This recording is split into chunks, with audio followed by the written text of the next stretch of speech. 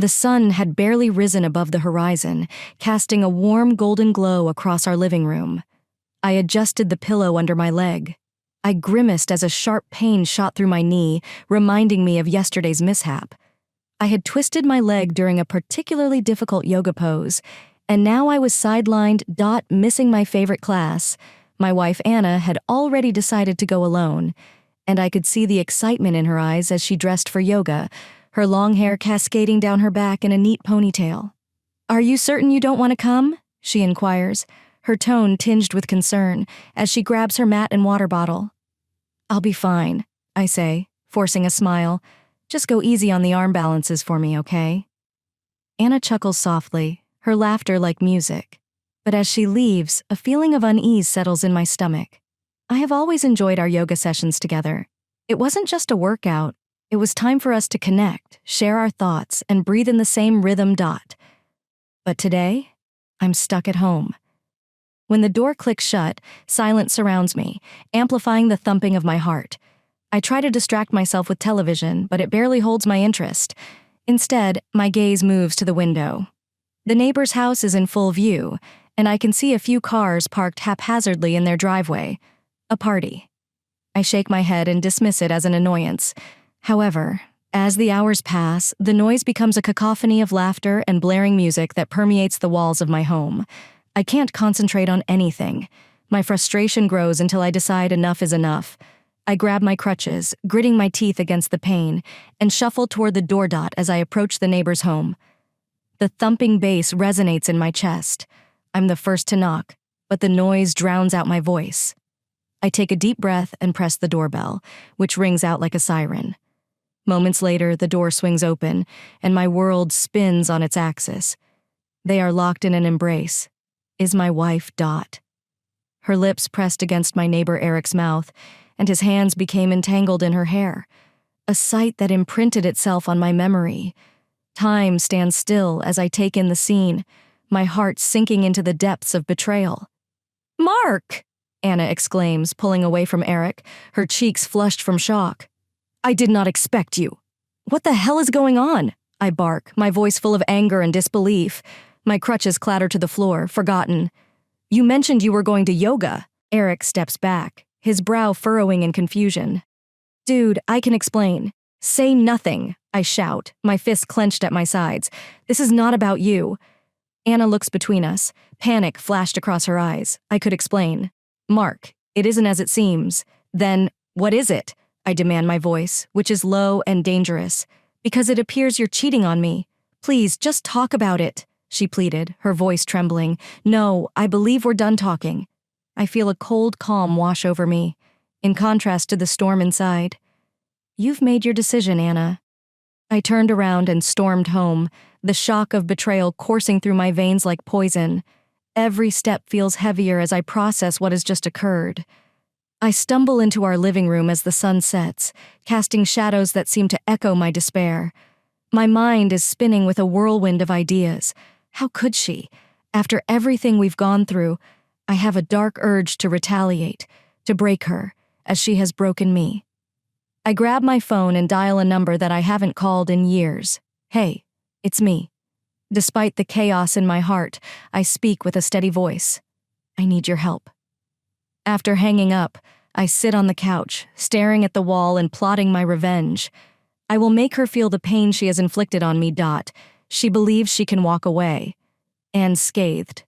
No, I'll ensure she understands the consequences of her actions. As the night progresses, I can hear muffled sounds from the party next door, laughter echoing like cruel mockery.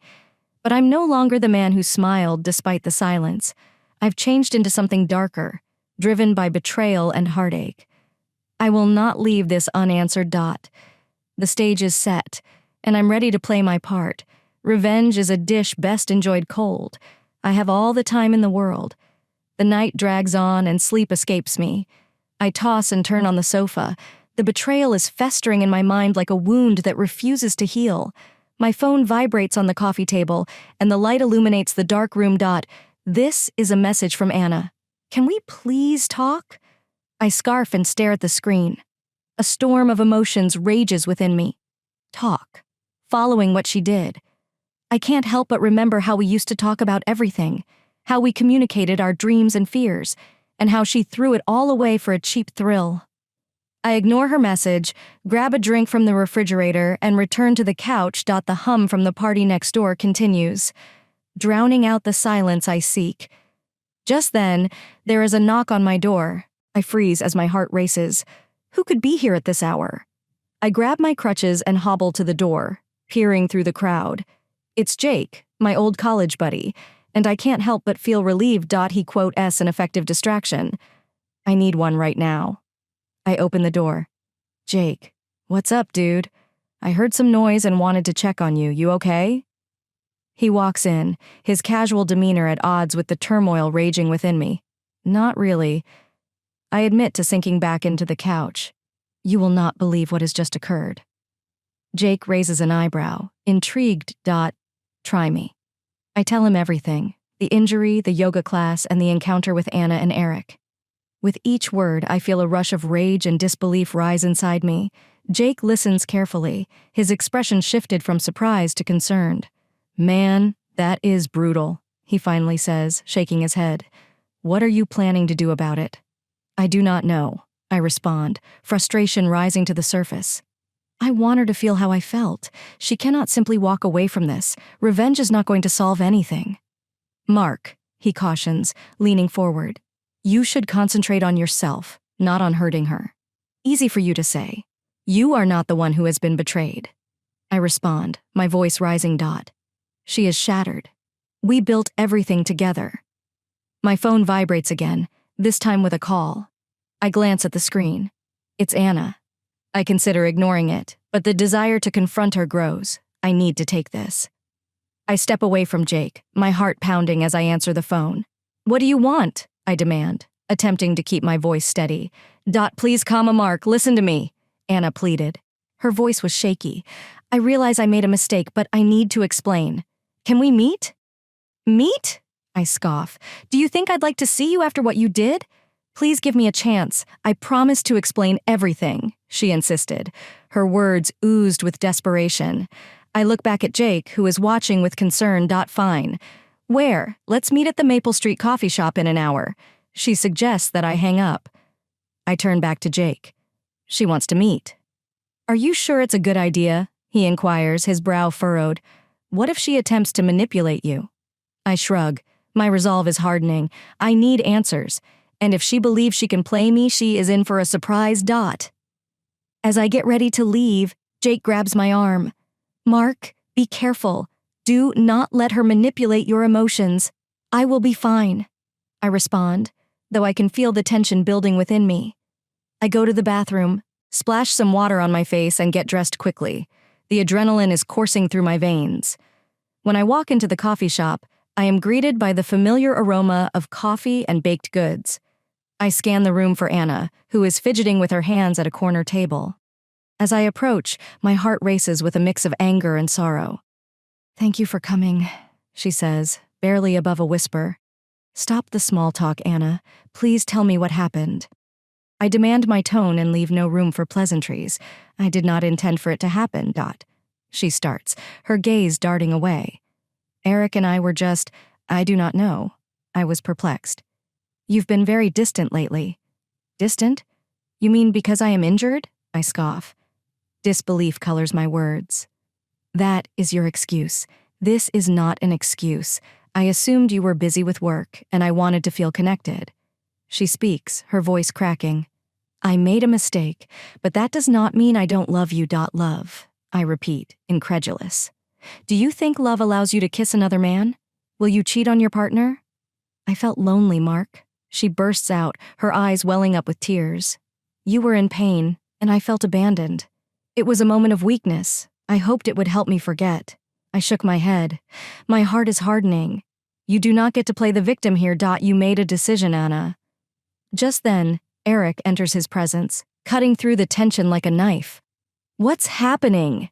He inquires, his gaze shifting between us, and his expression peels as she stammers. I get out, I say, my voice cold and firm. This is between myself and my wife.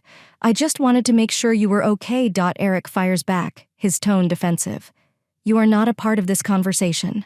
I respond sharply, concentrating solely on Anna. You have to choose Anna. Would you like to salvage this? Are you done with us? She pauses, looking at Eric, then back at me. I do not know. Great. Just great, I say. Anger is boiling inside of me. You've already made your decision. Once. Do not waste my time with indecision. Mark, please, Anna begs, her voice cracked. I want to fix this, I really do. What should be fixed? I challenge, my voice rising. You broke it. You can't just say sorry and expect things to be fine. Eric shifts uncomfortably, the tension palpable in the air. Perhaps we should all take a step back. Eric, shut up. I snap, fury spilling over. You are not a part of this. Maybe you should listen to him, Anna says, her voice rising in desperation. You are being irrational. Rational? I barked. Do you think this is rational? You have betrayed me. I'm the one who can be irrational here. The coffee shop buzzes around us, but we seem to be in our own little world right now. Two people caught up in the whirlwind of love and betrayal, with Eric awkwardly in the center. Anna's face crumples, and I believe she finally understands the gravity of her actions. But then she looks at Eric, her eyes pleading. I do not know what to do, she whispers. And that's when I realized I was fighting a losing battle. The realization hit me hard. She has already made her decision. I took a deep breath, preparing myself for what's to come. Fine, I say. My voice was low and icy. You want a choice. Then I will give you one. I am done. Anna, I will not let you hurt me anymore. With that, I turn on my heel and leave the cafe. Her voice is fading behind me. I step into the cool night air, determination coursing through my veins. The game has changed, and I'm now prepared to play to win. I won't simply walk away. I will ensure that she understands the consequences of her actions. This is not over. Definitely not. I drive home, the engine humming underneath me. But my mind is in turmoil. Anna's two-streaked face haunts me, and her half-hearted apologies echo in my ears. The betrayal cuts deeper than I expected, twisting like a knife in my stomach. I need to regain control of my life, and it starts now. Once inside, I pull out my phone and send Jake a quick message. We need to meet. It's important. The response is almost instantaneous. Where and when? Please arrive within 30 minutes, I respond. My fingers are trembling slightly. I pour myself a glass of whiskey in the living room and relive the confrontation over and over. What do I want? What can I do? I can't let Anna's actions define me. After 30 minutes, there's a knock on the door. I open it and see Jake standing there, serious. What's happening? You sounded urgent. Let's sit down, I say, gesturing toward the couch. I pour him a drink and settle down, attempting to organize my thoughts. I just saw Anna and Eric in the coffee shop. Did you two talk? Jake asks, sipping his drink. Yes, it was a disaster, I respond, frustration creeping into my voice. She is still defending her actions, claiming she was lonely. I can't believe this. Jake nods, his brow furrowed. What would you like to do about it? I want vengeance.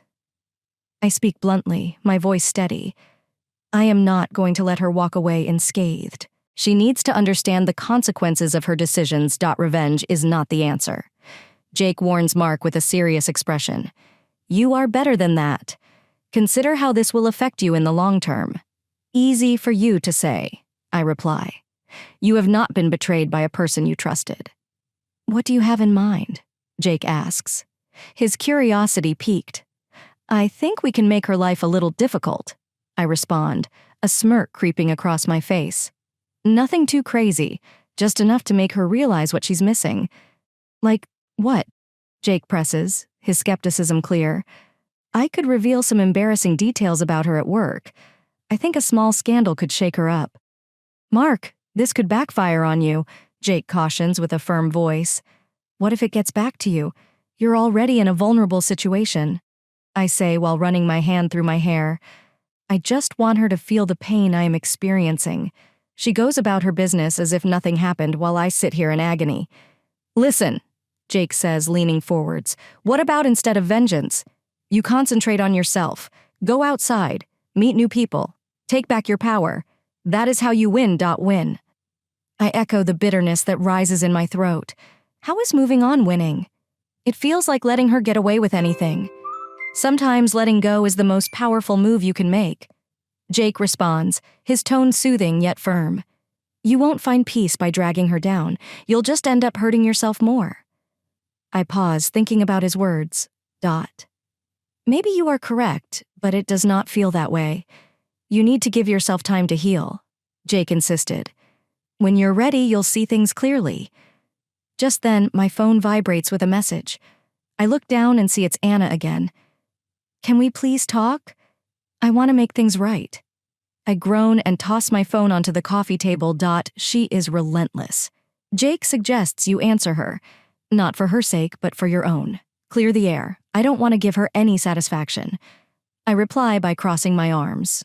But perhaps I should confront her one final time. Just take care, Jake warns. Stay true to yourself. I take a deep breath and my resolve hardens. Okay, I will meet her. But this time it will be on my terms. As the evening goes on, I plan how to approach the conversation. I need to confront her, but I also want to keep my dignity. I can't show her how much she's hurt me. Later that night, I sent a message. Fine, let's meet at the park tomorrow at noon. I will give you one final chance to explain yourself. The response is immediate. Thank you. I will be there. The next day dawns bright and clear. But the sunshine does little to relieve the tension in my chest. I arrive at the park, my heart pounding as I notice Anna sitting on a bench, her hands clasped tightly in her lap. Hey, I say, approaching her, my voice neutral. Hi, she replies, looking up at me. Her eyes filled with a mix of hope and regret. Let's get straight to it, I say, sitting down beside her. I want to know why. Why him? Anna takes a deep breath, her gaze dropping to the ground. I was lost, Mark. You were so focused on your injury and work. I felt invisible. He was just there. That's no excuse, I interrupt, frustration bubbling to the surface. You could have talked to me. You could have told me you were struggling. I know I should have, but I didn't think it would come to this, she says, her voice trembling. I never meant to hurt you. Yet here we are, I reply, my voice low. You've destroyed everything we built together. I want to fix this. I love you, she insisted, tears welling in her eyes. I made a mistake, but I want to make it right. Love doesn't allow for mistakes like this, Anna. I counter, feeling my heart harden. You don't get to say I love you after betraying me. I know I messed up, but I need you to understand how much I regret it. She pleads, desperation etched on her face. I can't change what happened, but I want to try and rebuild. I don't think I can trust you again. I admit, my voice barely above a whisper. Trust takes time to build, and you've shattered it in an instant. I understand, she replies, tears spilling down her cheeks. But can't we at least try? We've shared so much together. I do not want to lose you. Maybe losing each other is what we need, I say, my heart heavy. I can't pretend this didn't happen. You've crossed a line that can't be uncrossed. Please just give me a chance, she implores, reaching for my hand. I pull away, my heart aching. You had your chance, Anna, and you threw it away. Standing up. I take a step back, feeling a weight lift from my shoulders. I can't do this anymore. It is over. As I walk away, I hear her sob behind me, the sound piercing through the air like a knife. But this is what I need. I won't let her pain dictate my life anymore. I'm taking back my power, and it feels liberating. I drive home, the sun setting on the horizon, casting long shadows across the road. I know this isn't the end. It's just the beginning of a new chapter in my life. The next move is mine, and I'm determined to make it count.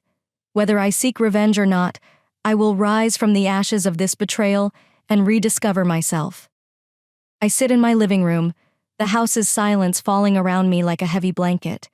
The sun has dipped below the horizon, leaving long shadows on the floor.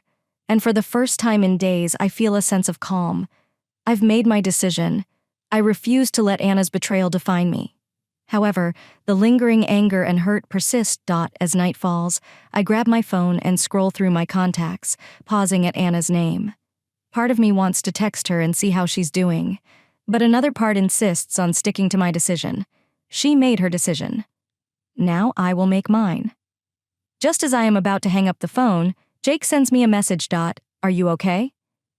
Eric told me that things got heated. Do you want to talk? I typed back. Yeah, I am fine. I just need some time. Moments later, my phone rings. It's Jake. Hello, man. I just wanted to check in. How are you doing after your conversation with Anna? I'll admit it's not great. My voice was heavy with the gravity of the situation. I told her it was over, but it feels like so much remains unresolved. Look, if you want to get a drink or something. I am here for you, Jake offers. You should not have to go through this alone. I understand the sentiment, but I shake my head. I need to figure this out on my own.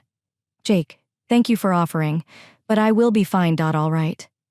Just remember that I'm here if you need anything, he says, and I hang up. I'm feeling a mixture of gratitude and isolation. The next day, I'm at the gym, trying to channel my frustration into a workout by hitting the punching bag. The rhythm of my fists hitting the leather provides some clarity. I'm pushing myself harder than usual. My muscles are burning, but with each strike, I feel the anger fade away, replaced by a sense of empowerment. After my session, I take a moment to relax, leaning against the wall to catch my breath. Just then, I notice Eric walking in his face, tensely scanning the room. I straighten up, braced for a confrontation, but he approaches cautiously. Mark, comma, he says, raising his hands in a sign of peace. Can we speak? What are we talking about? I sharpen my voice. What's left to discuss after what you pulled? I know you're angry, he says earnestly, but I believe there's something you should know. Save it. I snarl, fists clenched at my sides. Whatever it is, I am not interested. Just listen to me, he insists, stepping closer. I was there when Anna made her mistake, but I didn't realize she was still with you. She told me that things between you two were over. What? The word struck me like a slap. She said, what? Yeah, she did. He responds with frustration in his voice. I assumed you two had split. I didn't realize she was still with you. Why should I believe you? I scoff. My lips are full of disbelief. You are the last person I want to hear from right now. I understand that. But if you want to know the truth, I can prove it, he says, his voice lowering to a whisper. I have messages. She told me everything. Messages. I repeat, skepticism is flooding my mind. Why do you want to share that with me? Because I don't want to be the bad guy in this, he says, frustrated, covering his mouth. I did not want to hurt you. I thought you should know what she is capable of. Show me. My heart is racing as I consider the potential consequences of his words. Eric pulls out his phone and starts a chat thread. He hands it to me with a serious expression. I read the messages, each one cutting deeper than the previous one. Anna's words jump off the screen, full of promises she never meant to keep. Mark, I apologize, he says, his voice low. I did not intend to get involved. I just thought you should know.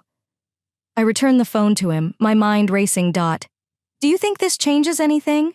It might, he responds, looking me in the eyes. It is about knowing the truth, man. You deserve the truth, I echo, bitterness permeating my tone. She betrayed me. And now you want to act like a savior? I don't need to be pitied. I'm not trying to pity you, he shoots back.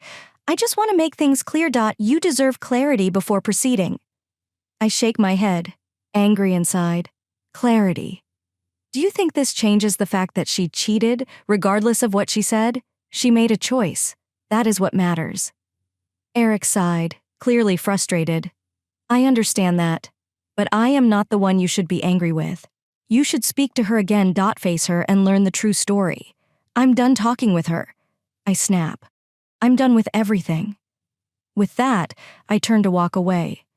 The weight of the situation is dragging me down. I can't shake the feeling that I've been duped.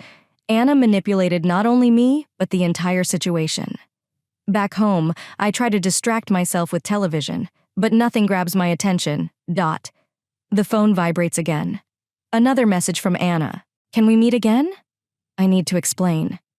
My finger hovers over the screen, and for a moment I consider ignoring it, but curiosity strikes, and I type back.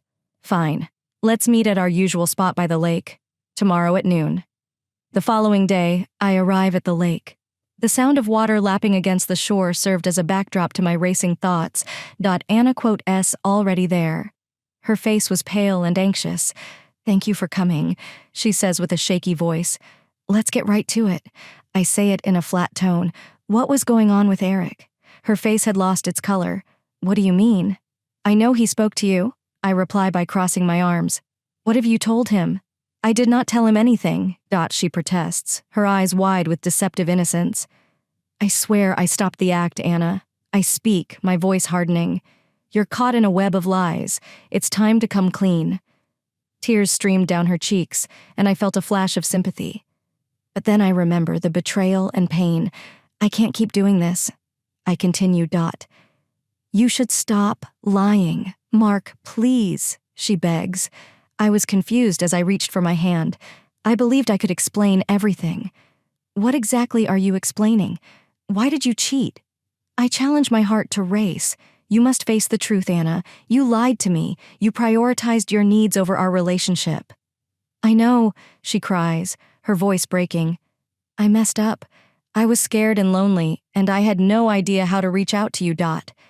But that didn't mean I didn't love you." I shake my head, disbelief churning in my stomach. "Love does not give you a free pass to cheat. You decided to betray me, and now you want me to simply forgive you." "I was in a dark place," she admits, her voice pleading. "I wanted to make it work. I want to make it work. I can't trust you anymore," I say, my voice trembling with emotion. "You've ruined everything we built. I am done with this." Just then, I see Eric walking down the path towards us. His expression was grim. "Mark, please wait," he calls out with urgency in his voice. "Stay out of this," I yell, my rage rising to the surface. "I'm only trying to help Dot." He responds, raising his hands in surrender. "Anna, I believe you need to come clean. What exactly are you talking about?" She says this, her voice rising with panic. "Tell him the truth, Anna." Eric presses and moves closer. "Tell him everything you said to me." Anna's expression changes from fear to fury. "Eric, you're going to regret this." "Why?" "Because the truth hurts." Eric challenges his voice. "Steady, you cannot keep lying to him. It's time to accept responsibility for what you did. I never intended to hurt either of you." Anna screams as her emotions unravel. "But you should both understand that I was scared. I thought I was losing everything." "Anna, stop!" I yell, my patience wearing thin. "Just tell me the truth, or I'll walk away for good." She pauses, looking between Eric and me, and for a moment I believe she will finally open up. I told Eric that I wanted to break up with you," she admits, her voice barely audible. "But I did not mean it. I only wanted him to comfort me." The admission hit me like a slap. "So you played both sides," I demand, my voice raised. "You were never going to end it with me." I was perplexed. She insisted. Tears were streaming down her face. "I thought I could figure it out without hurting you. Confused or not. You decided to betray me," I say. My heart is pounding. "You've shown me who you truly are. Mark, please," she begs. Desperation is evident. "I love you. I can change." "No, Anna," I reply by shaking my head. "You can't say that now. You ruined everything with that." I turn on my heels, feeling the weight of betrayal fall on me. I walk away. My heart is breaking with each step behind me. I hear Anna's sobs, and a part of me wants to go back and comfort her, but I know that would only cause more pain. I can't keep allowing her to manipulate my emotions while I drive away. A sense of finality sweeps over me. I realize I've come to the end of this chapter in my life. Anna and Eric may have played their games, but I refuse to be a pawn anymore. The road stretches out before me, and as I look ahead, I see a future full of opportunities. Freedom from the shadows of deception. I may have lost Anna, but I gained something much more valuable. My self-respect. The pain of betrayal will endure, but I'm determined to rise from the ashes, stronger than before. I'm ending this chapter, prepared to embrace whatever comes next. The game's over, and I have won the most important battle of all, myself.